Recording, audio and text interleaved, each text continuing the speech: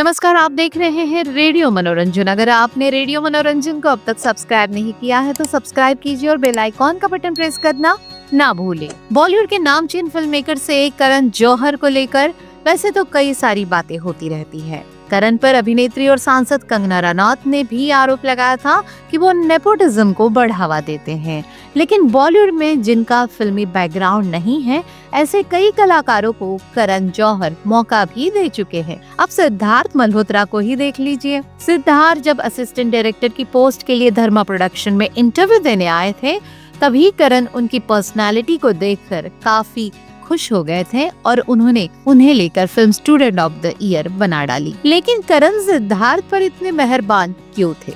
सिद्धार्थ का तो कोई फिल्मी बैकग्राउंड नहीं है, ना उनके कोई बाप दादा फिल्म इंडस्ट्री से जुड़े हैं और ना ही सिद्धार्थ उतने मशहूर मॉडल थे। मशहूर फिल्म जर्नलिस्ट सिमी चंडोक ने एक इंटरव्यू में सिद्धार्थ और करण जौहर के बीच के रिश्ते को लेकर खुलासा किया है।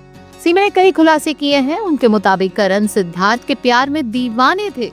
सिद्धार्थ के लिए वो कुछ भी कर गुजरने को तैयार थे। करण को बस सिद्धार्थ का साथ चाहिए था। करण सिद्धार्थ को लेकर काफी इमोशनल हो जाते थे, दिन रात रोते रहते थे। उनकी जुदाई करण को बर्दाश्त नहीं होती थी।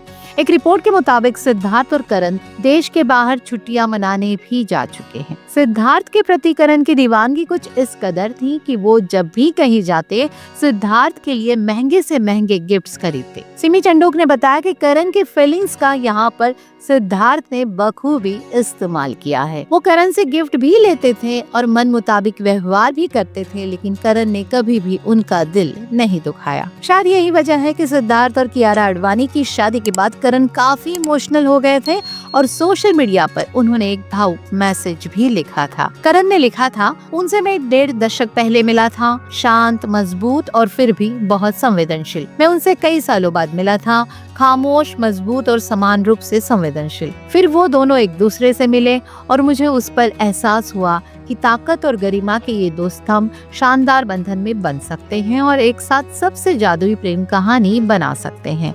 उन्हें देखना एक परी कथा जैसा है जिसकी जड़ें परंपरा और परिवार में है। करण की ये पोस्ट उन दिनों काफी वायरल भी हुई थी। सिमी चंडो कहती है कि करण भावुक इंसान है और इसी का फायदा सिद्धार्थ उठा रहे थे।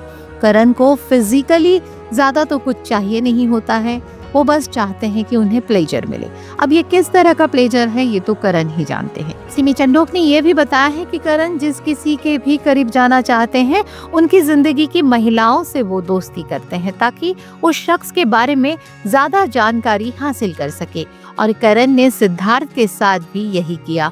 उन्होंने सिद्धार्थ को आलिया भट्ट से मिलवाया। आगे क्या हुआ ये तो हम सभी जानते हैं।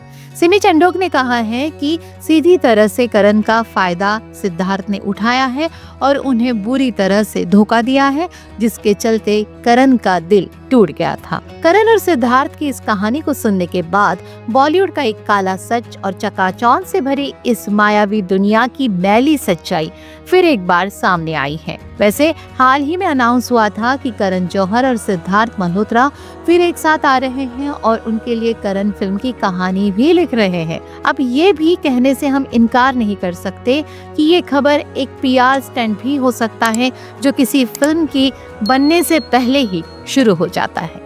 आपको इस खबर के बारे में क्या लगता है? कमेंट बॉक्स में जरूर लिखिए।